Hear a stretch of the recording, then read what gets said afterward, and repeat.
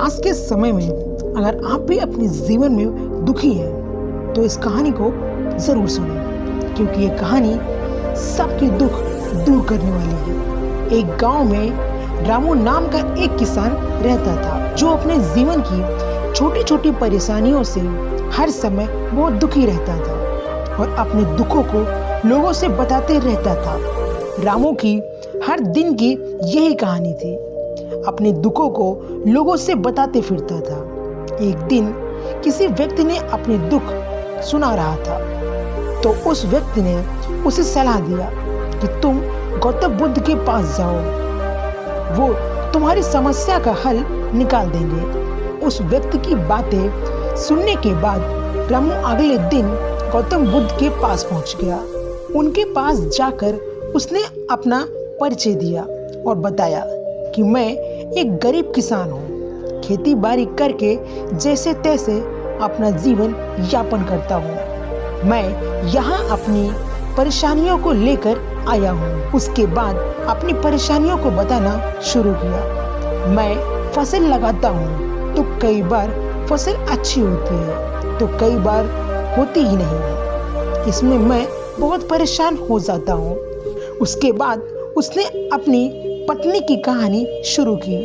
मेरी पत्नी मुझे प्रेम तो बहुत करती है, लेकिन कभी कभी मुझे इतना परेशान कर देती है कि मैं उससे तंग आ जाता हूँ और सोचता हूँ शायद ये मेरा जीवन में आई नहीं होती तो अच्छा होता।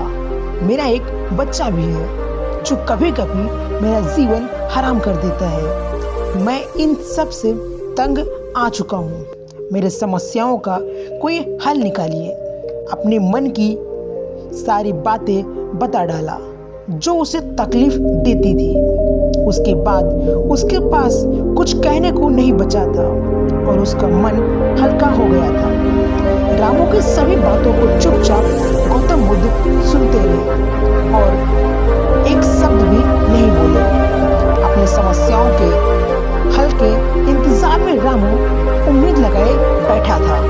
बहुत देर इंतजार करने के बाद जब गौतम बुद्ध ने कुछ उत्तर नहीं दिया तो रामू बेसब्र होकर उन पर चिल्लाया और कहा, क्या आपके पास मेरी समस्याओं का कोई हल है?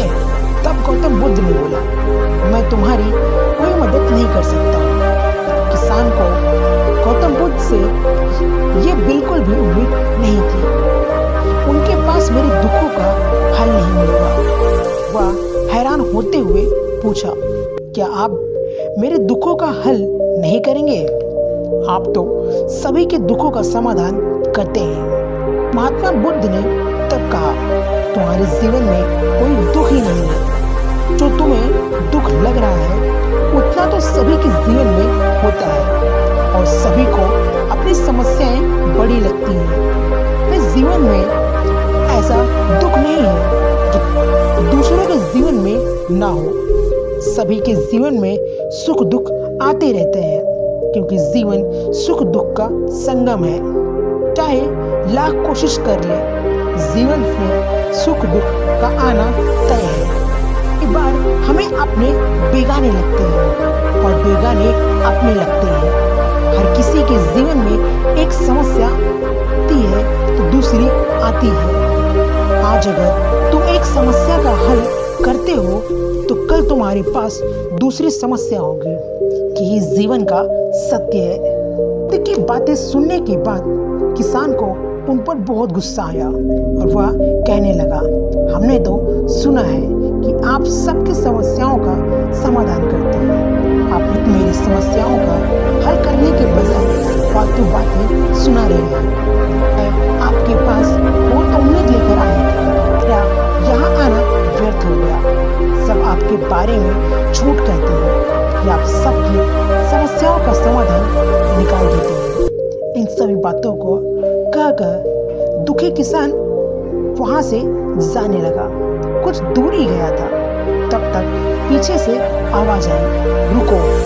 गौतम बुद्ध ने आवाज लगाई, रुको, मैं तुम्हारी इन सभी समस्याओं के अलावा एक समस्या का हल कर सकता हूँ। बुद्ध की बातें सुनकर रामू हैरान हुआ और कहा, मेरे पास बावजूद कोई अन्य समस्या नहीं है, और है तो मुझे पता नहीं है। गौतम बुद्ध कहते हैं, तुम्हारे जीवन में ये समस्या है कि तुम चाहते हो कि कोई समस्या ही तुम्हारे जीवन में ना हो। यही सोचना सबसे बड़ा समस्या का कारण है। आप यह सोचना ही छोड़ दो कि तुम्हारे जीवन में कोई समस्या है और तुम दुखी इंसान हो। अपने आसपास के लोगों को देखना चाहिए, क्योंकि वे भी किसी न किसी चीज से दुखी हो सकते हैं। जीवन में सुख और दुख स्वाभाविक है, जिन्हें कोई नहीं बदल सकता। तुम्हें बस दोनों की स्थितियों में सुख दुख को काबू करना सीखना चाहिए। इससे दुख का असर तुम पर ज्यादा नहीं होगा। ऐसे में तुम्हें यह सोचना छोड़ देना चाहिए तुम्हें कोई समस्या है, तभी तुम्हारे जीवन में दुखों का अंत होगा। इन सभी बातों को सुनने के बाद किसान की आंखें खुली की खुली रही। वह महात्मा बुद्ध के कदमों में गिर गया और माफी मांगना लगा। किसान खुशी खुशी अपने घर चला गया।